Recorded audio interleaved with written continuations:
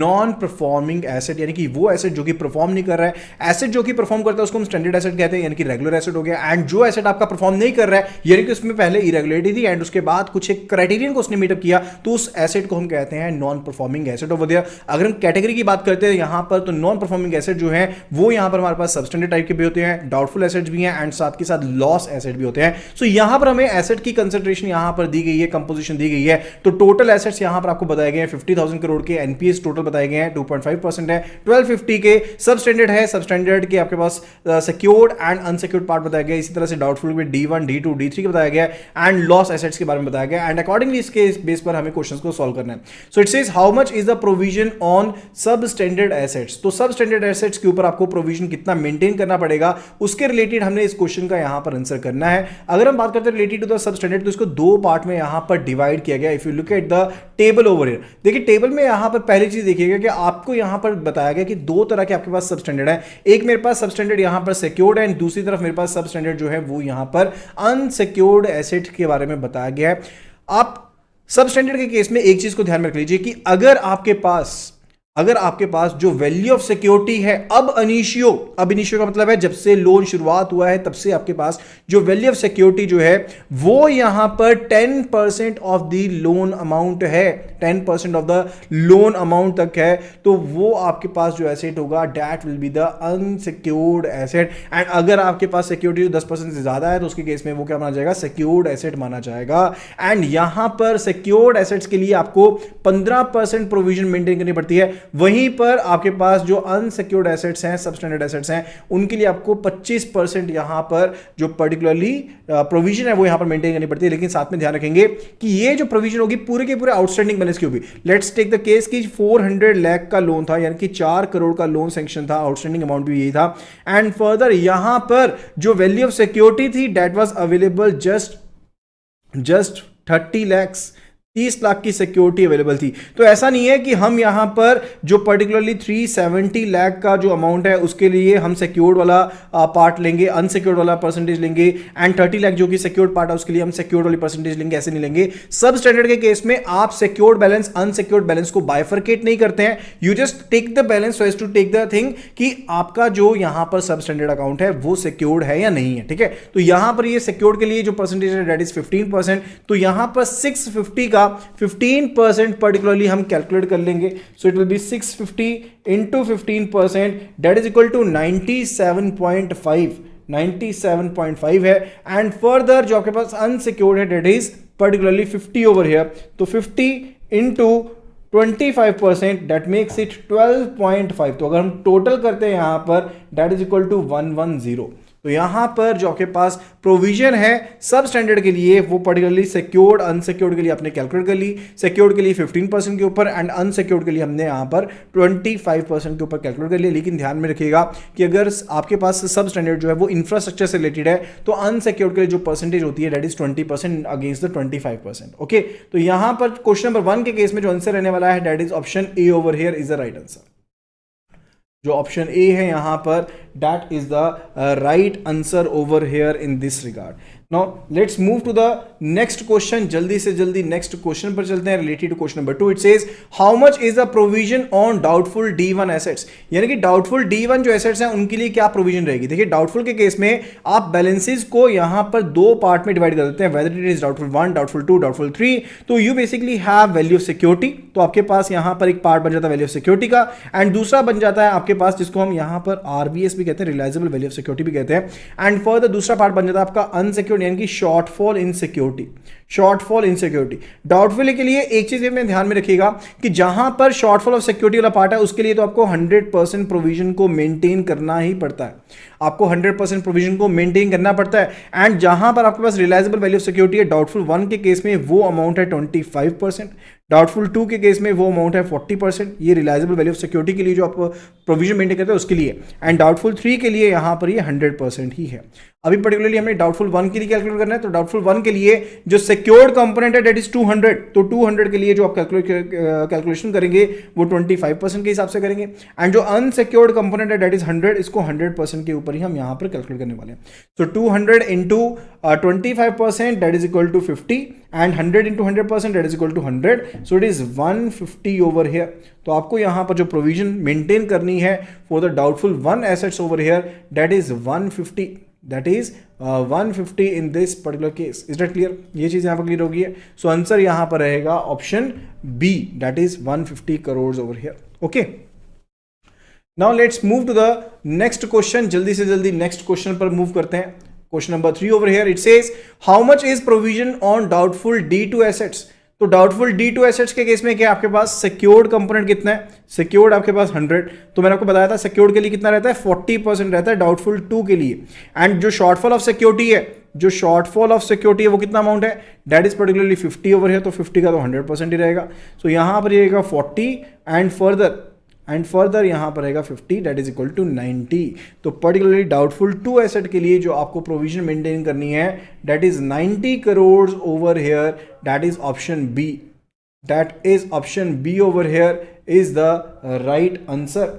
Okay, तो फटाफट से अभी नेक्स्ट क्वेश्चन पर चलते हैं। आई होप कि आपको कंसेप्ट जो है यहाँ पर समझ में आ रहे हैं। अगर कंसेप्ट समझ में आ रहे हैं फटाफट से वीडियो को लाइक कर दीजिए एंड शेयर कर दीजिए। तो यहाँ पर है प्रोविजन D3 के लिए कितनी रहेगी, D3 के लिए यूनिफॉर्मली चाहे सिक्योर्ड पार्ट है चाहे अनसिक्योर्ड पार्ट है, उसके लिए आपको 100% प्रोविजन जो है वो मेंटेन करनी पड़ती है। तो डाउटफुल 3 के लिए अमाउंट टोटल कितना है, यहाँ पर 50 का है, तो 50 ही आंसर रहेगा, तो 50 ही डायरेक्टली आंसर रहेगा। So it will B option A over here is the right answer. Option A is the right answer here.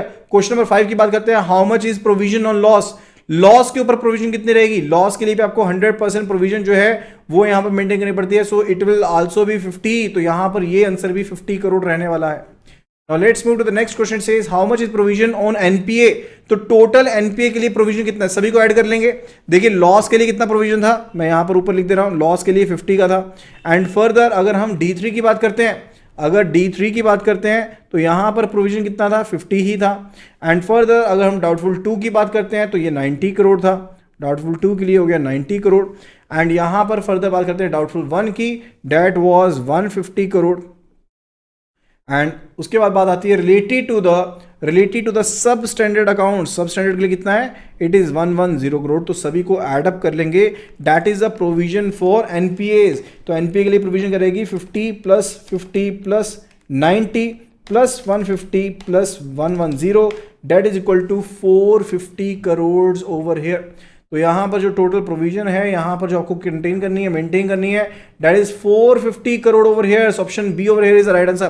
कहने का मतलब है अगर आपने पिछले क्वेश्चन सभी सही सॉल्व किए हैं तो आपका ये आंसर भी करेक्ट होने वाला है। How much is the total provision? अब देखिए ये क्वेश्चन जो है ना थोड़ा सा ट्रिकी है, क्वेश्चन थोड़ा सा ट्रिकी है। क्वेश्चन नंबर 7 की टोटल प्रोविजन क्या रहेगी? देखिए आपके पास यहां पर टोटल एसेट्स दिए गए हैं, एनपीए का टोटल अमाउंट बताया गया है। अब यहां पर जो अकाउंट आपके पास एनपीए नहीं है वो क्या आपके पास स्टैंडर्ड अकाउंट्स है, वो क्या आपके पास स्टैंडर्ड अकाउंट्स हो गए ना पर्टिकुलरली। तो आपके पास स्टैंडर्ड अकाउंट्स का अमाउंट कितना हो जाएगा? Standard accounts would be equal to जो टोटल अकाउंट्स है आपके पास एसेट्स हैं माइनस एनपीए, एनपीए को सब्ट्रैक्ट कर देंगे। So it will be equal to what, it will be equal to 50,000, जो 50,000 है, एंड माइनस एनपीए का अमाउंट कितना है 1250 है, तो इसको सब्ट्रैक्ट कर देंगे, दैट विल बी पर्टिकुलरली जो आपके पास स्टैंडर्ड एसेट्स हैं minus 1250, that is equal to 48750। तो ये मेरे पास स्टैंडर्ड एसेट्स आ गए। अब देखिए प्रोविजन आपको एनपीए के लिए तो कैलकुलेट करनी पड़ती है, जो हमने ऑलरेडी कैलकुलेट कर लिया, कितनी आई थी 450 आई थी। ये तो एनपीए के लिए आपने प्रोविजन यहां पर कैलकुलेट की है, साथ के साथ आपको स्टैंडर्ड के लिए भी कैलकुलेट करनी पड़ेगी। जनरली वो कितनी रहती है 0.40% रहती है। So multiplied by 0.4%, that is equal to 195, that is equal to 195। तो स्टैंडर्ड एसेट्स के लिए आपको कितनी मेंटेन करनी पड़ेगी 195, एंड एनपीए के लिए कितनी मेंटेन करिए आपने 450 मेंटेन करिए। आंसर क्या हो जाएगा 645 ओवर हियर। तो क्वेश्चन नंबर यहां पर हमारे पास है पर्टिकुलरली 7, एंड 7 के केस में आंसर जो है that is option D, that is 645 crore. फिर से बता देता हूं, जो प्रोविजन होती है आपको वो एनपीए के लिए भी मेंटेन करनी पड़ती है एंड स्टैंडर्ड के लिए भी मेंटेन करनी पड़ती है। We were provided with NPA, NPA का अमाउंट आपको बताया गया था, टोटल कितना बताया गया था 1250 बताया गया था, एंड टोटल जो लोन है, लोन पोर्टफोलियो है, उसका अमाउंट बताया गया था हमें यहां पर 50,000 करोड़ का अमाउंट बताया गया था। माइनस कर देंगे एनपीए वाला, तो स्टैंडर्ड आपके पास आ जाएगा कि स्टैंडर्ड में आपके पास कितने अकाउंट्स हैं, उसके ऊपर देखिए अगर तो डायरेक्ट एग्रीकल्चर एंड एमएसएमई से रिलेटेड दिया हो फिर तो उसमें 0.25% होता है, लेकिन अगर कुछ भी मेंशन नहीं है तो generally you go with the 0.40%। आप इस प्रोविजन को यहां पर कैलकुलेट कर सकते हैं। ओके, एंड इसके साथ ही हमारा जो क्वेश्चन है वो यहां पर सोल्व हो गया and the answer was option D over here. तो ऑप्शन डी जो था that was particularly the answer over दिया। ओके, अभी चलते हैं क्वेश्चन नंबर 8 पर। It says if the bank has recovered rupees 150 crore of the NPAs which is kept in suspense account, how much are the net NPA. तो उसके case में net NPA कितने होंगे उनके बारे में हमने बताना है। अच्छा, ये जो आपके पास एनपीए का अमाउंट है ना, पर्टिकुलरली जो 2.5% दिया गया था टोटल पोर्टफोलियो का, दैट वाज इक्वल टू 1250। ये क्या है particularly, this is gross NPA. ये मेरे पास ग्रॉस एनपीए है, ठीक है। एंड नेट एनपीए क्या होता है, जब हम प्रोविजंस को सब्ट्रैक्ट कर देते हैं, जो भी आपने प्रोविजन यहां पर कैलकुलेट की है दैट इज 450 करोड़, 450 करोड़ की आपने प्रोविजन बनाई थी ना, उसको सब्ट्रैक्ट कर देंगे माइनस जो रिकवर आ चुका है एंड आपके सस्पेंस अकाउंट में पड़ा, वो अमाउंट कितना था, that is particularly given to be 150 crore. Question में आपको दिया गया, तो पर्टिकुलरली आपके पास कितना रह गया, इट विल बी 650 करोड़, ठीक है। ये 600 हो गया, 1250 minus 650 that is equal to 1250 minus 600 is equal to 650 crore. तो ये अमाउंट आपके पास है नेट एनपीए का, ठीक है। तो आपने ग्रॉस एनपीए में से जो भी प्रोविजंस हैं उनको सब्ट्रैक्ट कर देंगे, अगर कोई बैलेंस रिकवर हो चुका है उसे सब्ट्रैक्ट कर देंगे and that will be the answer, that is option D here, that is option D over here is the right answer. Now let's move to the next question, next case study. It's based upon the non performing assets, risk weighted assets. तो risk weighted assets के ऊपर based ये question है and will be solving it based upon that, ठीक है। तो इसको यहां पर सॉल्व कर लेंगे। तो पर्टिकुलरली अगर हम क्वेश्चन को यहां पर देखते हैं तो यहां पर जो डाटा है आपके पास, जो डाटा हमारे पास यहां पर दिया गया, ये पिछले क्वेश्चन से हूबहू मिलता हुआ डाटा है। यानी कि आपके पास यहां पर एनपीएस दिए गए, उनकी कंपोजिशन जो है वो यहां पर आपको दी गई है and accordingly we will be solving the question based upon that. तो इसके बेस पर क्वेश्चन को सॉल्व कर लेंगे। So it says how much are risk weighted assets on account of sub standard NPAs. Sub standard account के base पर how much are the risk weighted assets on account of sub standard NPAs. अब sub standard NPA आपके पास कितने हैं, सब standard NPA आपके पास कितने थे, हमने कैलकुलेट किया था ना लास्ट क्वेश्चन में, अगर आपको याद हो, ठीक है। तो कैसे कैलकुलेट किया था हमने, यहां पर सिक्योर्ड पार्ट के लिए कितना कैलकुलेट किया था, we calculated it based upon what, we calculated it for 15% and जो आपके पास अब इन इश्यू है अनसिक्योर्ड, उसके लिए 25% किया था, कैलकुलेट किया था। तो यहां पर 650 into 15% that is equal to 97.5 and 50 into 40%, 50 into 25% that is equal to 12.5, यानी कि टोटल यहां पर जो आपके पास बनता है that is 110। आपके पास जो टोटल यहां पर सब स्टैंडर्ड एसेट के लिए प्रोविजन जो बनती है वो यहां पर बनती है 110 ओवर है। एंड आपको एक पॉइंट यहां पर बताना चाहता हूं रिलेटेड टू जो रिस्क वेड एसेट्स होते हैं, जो रिस्क वेड एसेट्स होते हैं, अगर तो आपके पास प्रोविजन जो है, अगर आपने जो प्रोविजन कैलकुलेट की है वो आपके पास कैलकुलेट आपने जो बनाई है दैट इज लेसर देन 20%, अगर 20% से कम है तो उसके केस में जो रिस्क वेड एसेट्स होंगे those will be equal to what, those will be equal to 150% of outstanding, 150% of outstanding होगा। ये पॉइंट को नोट कर लीजिए।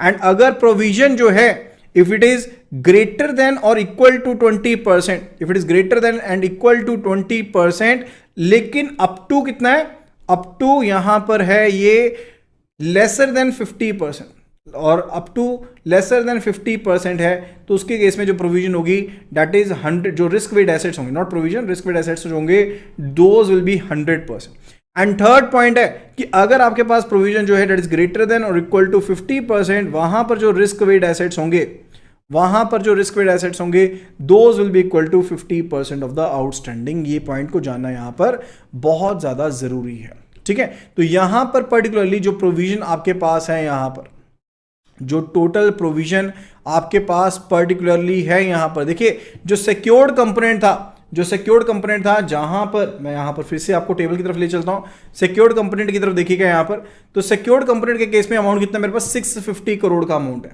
यहां पर प्रोविजन कितनी है, 650 के केस में 15% की प्रोविजन है, which is basically lesser than 20%। तो 20% है, तो यहां पर रिस्क वेड एसेट्स क्या होंगे, यहां पर हम रिस्क वेड एसेट्स को कैलकुलेट कर रहे हैं, तो वो कितने होंगे, that will be equal to 650 into 150%। ये मेरे पास रिस्क वेड एसेट्स होंगे। जो मेरे पास अनसिक्योर्ड पोर्शन है that is basically equal to 50 and 50 के केस में आप प्रोविजन कितनी मेंटेन करते हो, यहां पर तो 15% कर रहे थे, एंड फर्दर जो आपके पास अनसिक्योर्ड है उसके लिए 25% करते हो, यानी कि 25% की है तो ये वाली विंडो आ जाएगी। यहां पर जो रिस्क वेट एसेट्स यहां पर आपके पास रहेंगे, those will be equal to 100%। तो यहां पर 50 है इंटू 100%, तो पर्टिकुलरली इसे कैलकुलेट कर लेंगे। So 650 into 150% that is equal to 975, ये अमाउंट आ गया 975, एंड ये 50 ही रहेगा, सो इट इज 1025। तो रिस्क वेट एसेट्स यहां पर कितने आ जाएंगे, हमारे पास आंसर क्या रहेगा, इट विल बी 1025, यानी कि ऑप्शन सी जो है यहां पर that would be the right answer. तो आपको सिंपल सी चीजें याद में रखनी है, आपको एक तो प्रोविजन पता होना चाहिए, and secondly it is related to what कि अगर आपके पास प्रोविजन जो है वो 20% से कम है तो रिस्क वेट एसेट्स 150% होंगे। अगर 20% है या उससे ज्यादा है, अप टू लेसर देन 50% है, तो उसके केस में यहां पर आपके पास 100% होंगे। एंड फर्दर अगर आपके पास जो प्रोविजन है दैट इज ग्रेटर देन और इक्वल टू 50%, वहां पर जो रिस्क वेट एसेट्स है that will be equal to 50% over there. तो उसके अकॉर्डिंगली ही हमने यहां पर सोल्यूशन किया था, and we had our answer that is related option, question number 1 का आंसर आ गया था, that is option C. Now let's move to the next question. Says how much are risk weight assets on account of doubtful one assets? तो doubtful one asset के case में यहां पर देखते हैं कि हमारे पास रिस्क वेट एसेट्स कितने हैं। तो डाउटफुल वन के केस में यहां पर देखिए आपके पास सिक्योर्ड पोर्शन कितना है, 100 है, एंड अगर आपके पास डाउटफुल वन की हम बात कर रहे हैं तो पर्टिकुलरली आपके पास सिक्योर्ड पोर्शन कितना 100 है, जो अनसिक्योर्ड पोर्शन है वो आपके पास कितना, दैट इज इक्वल टू 50। अब यहां पर डाउटफुल वन के लिए सिक्योर्ड पोर्शन है 200, मैंने यहां पर फिगर्स कम गलत उठा लिए हैं, तो ये है मेरे पास 200, एंड अनसिक्योर्ड के लिए कितना है, ये 100, अनसिक्योर्ड के लिए 100, ठीक है। तो डाउटफुल वन में सिक्योर्ड के लिए आप कितना यहां पर प्रोविजन मेंटेन करते हो, सिक्योर्ड के लिए we do maintain the provision है 25%, एंड जो अनसिक्योर्ड है उसके लिए 100% प्रोविजन मेंटेन करते हैं, 100% प्रोविजन मेंटेन करते हैं। अब जहां पर आप 20% से ज्यादा करते हो प्रोविजन मेंटेन, वहां पर पर्टिकुलरली हमारे पास रिस्क वेट एसेट परसेंटेज क्या रहती है, 100% रहती है, दैट इज 100%। एंड जहां पर हमारे पास 50% या उससे ज्यादा है, वहां पर रिस्क वेटेड परसेंटेज कितनी रहती है, 50% रहती है। Is it clear? मैंने आपको ऑलरेडी बताया ना, यहां पर अगर आपके पास प्रोविजन जो है वो 20% है या उससे ज्यादा है एंड लेसर देन 50% है, तो आपको कितना मेंटेन करना है, आरडब्ल्यू कितना रहेगा, 100% रहेगा। एंड वहीं पर अगर आपके पास प्रोविजन जो है कम से कम 50% है, तो उसके केस में जो आपके पास आरडब्ल्यू रहता है वो 50% रहता है। तो अकॉर्डिंगली इट इज 100% एंड 50%। तो यहां पर कितना हो जाएगा, it will be 200 plus 50 that is equal to 250, that is equal to what, that is equal to 250 over here. तो यहां पर क्वेश्चन नंबर 2 के केस में जो आंसर रहेगा that will be 250 crore, that is again option C is the right answer. जो option C है यहां पर that is the right answer in this regard for question number 2।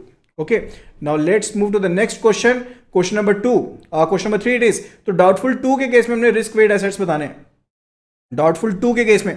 अब देखिए यहां पर भी अमाउंट बाइफरकेट किया गया, सिक्योर्ड का अमाउंट कितना है, यहां पर 100 है, एंड अनसिक्योर्ड का अमाउंट कितना है, 50 है। अब डाउटफुल 2 के केस में हम बात कर रहे हैं, यहां पर पर्टिकुलरली प्रोविजन कितना मेंटेन रहता है, यहां पर प्रोविजन मेंटेन रहता है 40% एंड यहां पर मेंटेन रहता है 100%। तो अकॉर्डिंगली यहां पर रिस्क वेट एसेट्स कितने रहेंगे, इसमें 20% से ज्यादा है, 50 से कम है, तो यहां पर रिस्क वेट एसेट्स 100% है, एंड फर्दर यहां पर ये 100% है, यानी कि 50% से ज्यादा है या 50% तक है, तो उसके केस में कितना रहेगा, 50% रहेगा, कितना रहेगा, 50% रहेगा। So 50% of 50 that is equal to 25 and 100% of 100 that is equal to 100, so it is 125 crore over there, it is 125 crore over there. So accordingly यहां पर आंसर देख लेते हैं, what would be the answer for this particular question. तो question number 3 it is, so answer is option B, that is 125 crore over here. Okay, now let's move to the next question, says how much are the risk weight assets on account of doubtful 3 assets. तो doubtful जो आपके पास यहां पर asset है, यहां पर secured part हो या अनसिक्योर्ड पार्ट हो, आपको यहां पर 100% प्रोविजन मेंटेन करनी पड़ती है। कितनी मेंटेन करनी पड़ती है, 100% प्रोविजन मेंटेन करनी पड़ती है। तो डाउटफुल 3 के केस में देखिए आपको जो आरडब्ल्यू रहेगा सिक्योर्ड के लिए, अनसिक्योर्ड के लिए, वो 50% ही रहेगा। So 50% of 40 that is equal to 20 and 50% of 10 that is equal to 5। तो यहां पर जो रिस्क वेट एसेट्स रहेंगे वो कितना रहेगा, that will be equal to 25। तो वो यहां पर 25 रहने वाला है। तो question number 4 it is, answer is option B, that is 25 over here. Okay, now let's move to the question number 5 over here. It says how much are risk weight assets on account of loss NPA. तो loss NPA के case में हमारे पास यहां पर risk weight assets क्या रहने वाले हैं, अब देखिए आपके पास लॉस एसेट के केस में भी आपको प्रोविजन 100% मेंटेन करनी पड़ती है। सो 50 का कितना रहेगा, 50% रहेगा, so it will be 25। Again for question number 5 the answer is 25 crore, that is option D is the right answer. Option D is the right answer. Next question says how much are risk weighted assets on account of NPA. NPA के account के ऊपर risk weighted assets हमारे पास यहां पर कितने हैं। Question number 6 की बात कर रहे हैं। देखिए हमने कैलकुलेट किया था यहां पर सब स्टैंडर्ड के केस पे हमने कैलकुलेट किया था 1025 एंड फर्दर हमने डाउटफुल 1 के लिए कैलकुलेट किया था, that was equal to 250, that was equal to 250 and doubtful 2 के लिए कैलकुलेट किया था, तो आपने यहां पर साइड बाय साइड लिखे हुए तो भी ठीक है, that was equal to 125। Doubtful 3 के लिए कितना था, 25 था एंड लॉस एसेट के लिए भी आपके पास 25 था। ठीक है, तो ये हमने यहां पर कैलकुलेशन की थी, 1 बाय 1 क्वेश्चन को हमने सॉल्व किया था एंड इन्हीं को हम यहां पर एडअप कर लेंगे 1025 plus 250 plus 125 and plus 50 over here, यानी कि 1450 जो है ये हमारे पास टोटल रिस्क वेड एसेट हैं हमारे यहां पर एनपीए अकाउंट के लिए। एनपीए अकाउंट्स के लिए टोटल यहां पर रिस्क वेड एसेट्स हैं, यहां पर कोई मिस्टेक नहीं कर रहे हैं, पर्टिकुलरली 25 हो गया आपके पास, ये एंट्रीज होगी। तो यहां पर ये 1025 था, 1025 प्लस 250 प्लस 125 प्लस 50, तो यहां पर ये 1450 है, नॉट 1450 है। सो यहां पर ऑप्शन ए जो है यहां पर that is the right answer. Option A जो है यहां पर that is the right answer undoubtedly, क्योंकि हमने करना था। Okay, now let's move to the question number 7 over here. How much is the CRAR of the bank. CRAR particularly क्या होता है, CRAR capital risk weight asset ratio, CRAR is capital risk weight asset ratio, या फिर इसको CAR capital adequacy ratio भी कहते हैं। अब पर्टिकुलरली इसका फॉर्मूला क्या होता है, इट इज इक्वल टू कि जो भी मेरे पास टोटल कैपिटल है, जो भी मेरे पास टोटल कैपिटल यहां पर है particularly and further divided by the total risk weight assets, divided by total risk weight assets. And ये रिस्क वेट एसेट्स में कौन कौन से रिस्क कवर होते हैं, credit risk plus market risk plus operational risk, ये तीनों रिस्क कवर होते हैं। अब आपके पास यहां पर जो डाटा है, is it sufficient, know the data is not sufficient, the data is not sufficient. Option D over here would be the right answer, क्योंकि मेरे पास यहां पर जो मैंने कैलकुलेट किए हैं RWA वो सिर्फ और सिर्फ अभी एनपीए के लिए कैलकुलेट किए हैं। I have not basically calculated it for the standard loans. मेरे पास market risk and operational risk के लिए भी यहां पर RWA नहीं थे एंड मोर ओवर हमारे पास यहां पर कैपिटल की जो कंपोजिशन है वो भी यहां पर गिवन नहीं है। So the data is not sufficient जिसके थ्रू हम यहां पर क्वेश्चन को सॉल्व कर पाए। Next question says it's related to the capital structure. So we are having the total risk weight assets is equal to 20,000 crores. We are provided with the tier 1 capital and the tier 2 capital over here. ठीक है, तो हमारे पास ये data है and first of all we need to calculate how much CRAR is required.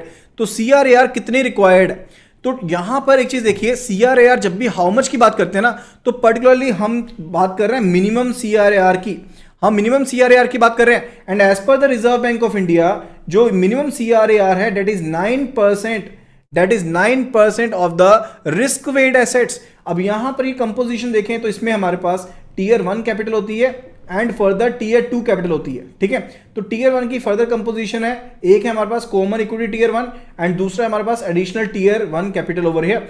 And यहां पर जो CET1 है that is minimum 5.5% as per the Indian regulator and 81 है 1.5%। एंड ये जो CET1 है this is the minimum amount required, this is the minimum amount required over there. इसी तरह से टीयर 2 की जो परसेंटेज है दैट इज 2% ओवर हियर, यानी कि टोटल आपको 9% जो कैपिटल होती है वो यहां पर मेंटेन करनी होती है of the risk weight assets. And total risk weight assets मेरे पास कितने दिए गए, those are given to be 20,000 multiplied by 9%। तो यहां पर अगर मल्टीप्लाई कर देते हैं तो आंसर क्या रहेगा, answer would be 1800, answer would be 1800 crore जो है वो यहां पर क्या है हमारे पास CRAR है, दैट इज CRAR जो आपके पास है वो यहां पर क्या रहेगा, दैट इज बेसिकली 1800 करोड़ आपको कैपिटल जो है वो यहां पर चाहिए। CRAR एक्चुअल में परसेंटेज रहती है, ठीक है, तो अगर आपको ऑप्शन परसेंटेज में गिवन है तो आप यहां पर उसके हिसाब से लिखेंगे, अदरवाइज अमाउंट के हिसाब से ऑप्शंस गिवन है तो उसके हिसाब से यहां पर क्वेश्चन को सॉल्व करेंगे। And then it says how much minimum और maximum tier 1 capital is required. अब यहां पर मैंने आपको ऑलरेडी बताया कि टीयर 1 की कंपोजिशन के बीच में मेरे पास यहां पर क्या रहता है, पर्टिकुलरली दो कंपोनेंट रहते हैं, एक रहता है कॉमन इक्विटी टीयर 1 एंड दूसरा रहता है एडिशनल टीयर 1। अब यहां पर CET1 की जो मिनिमम रिक्वायरमेंट है दैट इज 5.5% एंड 81 की जो रिक्वायरमेंट है maximally that is 1.5% over there, ये यहां पर 1.5% है। अब पर्टिकुलरली मिनिमम अमाउंट तो हम बता सकते हैं। अब यहां पर टीयर 1 कैपिटल कितनी है, 1000 करोड़ है, तो यहां पर मिनिमम तो हम बता सकते हैं कि मिनिमम कितनी चाहिए, मिनिमम आपको कितनी चाहिए, जो भी आपके पास टोटल रिस्क वेट एसेट्स हैं उसको आप यहां पर 7% के हिसाब से कैलकुलेट कर लेंगे। 5.5 plus 1.5 that is equal to 7%। तो आपके पास यहां पर टोटल रिस्क वेट एसेट कितने हैं, 20,000 है, कितने हैं 20,000 करोड़ है, मल्टीप्लाइड बाय 7%, यानी कि टीयर 1 की रिक्वायरमेंट कितनी है यहां पर, मिनिमम यहां पर वो है 1400 करोड़, लेकिन मैक्सिमम की रिक्वायरमेंट के बारे में we can not tell about it, we can not just tell about it. So accordingly we will be answering कि आपके पास जो मिनिमम है वो तो 1400 है, लेकिन मैक्सिमम के बारे में आप नहीं बता सकते हैं। So that would be related to it. Okay, that would be related to question number 2 over here. Now let's move to question number 3. It says how much minimum or maximum tier 2 capital is required. अब अगर हम tier 2 capital की बात करते हैं तो यहां पर पर्टिकुलरली टीयर 2 के केस में भी मिनिमम की कोई भी लिमिट नहीं है। आपके पास मिनिमम कितनी है, आपके पास 2% है, कितना है आपके पास मिनिमम कितना है, कोई भी लिमिट नहीं है आपके पास। यह लिमिट जो है पर्टिकुलरली 2% जो लिमिट आपको यहां पर प्रोवाइड की गई है ना, that is a limit related to what, that is a limit जो यहां पर कंपोजिशन होनी चाहिए। एंड फर्दर ये 2% है, कितना है 2% यहां पर है। तो आपके पास यहां पर रिस्क वेट एसेट्स कितने 20,000 करोड़ है। सो 20,000 करोड़ इंटू 2% वो कितना आ जाएगा, that is equal to 400 over here. ये आपके पास मिनिमम का पार्ट बन गया। एंड मैक्सिमम की बात करें तो मैक्सिमम आपके पास यहां पर जो क्लोज रहती है that is related to what, that is related to कि जो टीयर 2 कैपिटल है ना आपके पास, that can not basically exceed the tier 1 capital. तो टीयर 1 कैपिटल का जो अमाउंट है वो मुझे यहां पर दिया गया 1000 करोड़ का। कितना अमाउंट दिया गया, 1000 करोड़ का मुझे यहां पर टीयर 1 का अमाउंट दिया गया, यानी कि टीयर 2 कैपिटल जो है वो यहां पर CRAR कैलकुलेशन पर्पसेस के लिए वो यहां पर 1000 करोड़ से ज्यादा नहीं हो सकती। So the maximum amount over here is 1000 crore. Is that clear, ये चीज यहां पर क्लियर हो गई है। सो अकॉर्डिंगली हम यहां पर क्वेश्चन को आंसर कर सकते हैं। Now let's move to the question number 4 over here. It says how much is CRAR of the bank? CRAR क्या रहेगी, CRAR होती है आपके पास capital divided by the total risk weight assets. तो मेरे पास यहां पर सारा का सारा डाटा गिवन ऑलरेडी। जो मेरे पास यहां पर कैपिटल की अगर हम बात करते हैं, कैपिटल की बात करते हैं तो आपके पास टीयर 1 कैपिटल भी गिवन है, टीयर 2 कैपिटल भी गिवन है। लेकिन as I already told you capital में टीयर 1 भी गिवन है, टीयर 2 भी गिवन है। टीयर 1 आपके पास कितनी दी गिवन है यहां पर, टीयर 1 तो आपकी कितनी भी हो सकती है ना, यहां पर ये गिवन है 1000 करोड़।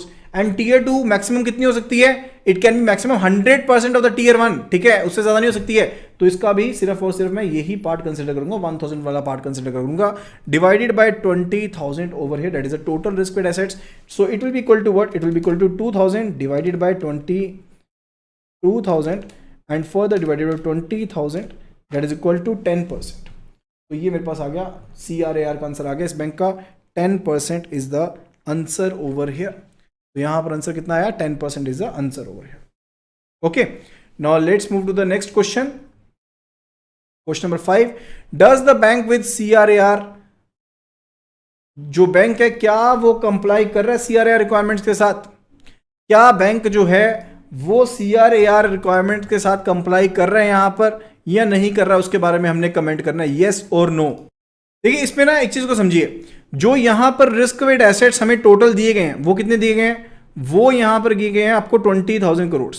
एंड मैंने आपको बता दिया कि मिनिमम CRAR जो चाहिए वो कितनी चाहिए, 9% चाहिए। सो 9% के हिसाब से कितना बनता है यहां पर आपके पास CRAR के लिए कितनी कैपिटल रिक्वायर्ड हुई, मिनिमम हुई आपके पास रिक्वायरमेंट 1800 की आपको रिक्वायरमेंट है। लेकिन आप कितनी मेंटेन कर रहे हैं, आपके पास अगर हम देखें यहां पर पर्टिकुलरली अगर हम चेक करते हैं तो टीयर 1 कितनी है मेरे पास, टीयर 1 है मेरे पास 1000, टीयर 1 है 1000 एंड टीयर 2 मैक्सिमम कितनी ले सकते हैं हम यहां पर, that can also be taken up to 1000 crore. लेकिन टीयर 1 यहां पर अगर कंपोजिशन के हिसाब से हम देखें तो आपको यहां पर कितनी चाहिए थी, 7% चाहिए थी, कितनी, टोटल रिस्क वेट एसेट्स की। अगर रिस्क वेट एसेट्स की 7% कैलकुलेट करते हैं तो वो बनती है 1400 करोड़। तो लेकिन मेरे पास कितनी है 1000 करोड़। तो CRAR की गाइडलाइन तो फुलफिल नहीं हुई ना यहां पर, तो CRAR की गाइडलाइन तो फुलफिल नहीं हुई। तो मुझे पर्टिकुलरली टीयर 1 कैपिटल को यहां पर क्या करना पड़ेगा, इंक्रीज करना पड़ेगा। कम से कम 400 करोड़ की मेरे को टीयर 1 कैपिटल और चाहिए ताकि मैं CRAR कंप्लाई कर पाऊं, ताकि मैं CRAR जो है वो यहां पर कंप्लाई हम कर पाए। Okay, so that would be related to this particular case study. I hope कि आपको ये वीडियो पसंद आई होगी। अगर वीडियो पसंद आई है तो फटाफट से वीडियो को रेट कर दीजिए, वीडियो को बिल्कुल लाइक कर दीजिए, साथ के साथ ही शेयर कर दीजिए अपने फ्रेंड्स के साथ, कलीग्स के साथ जो भी यहाँ पर CIB की प्रिपरेशन कर रहे हैं। And also you can do visit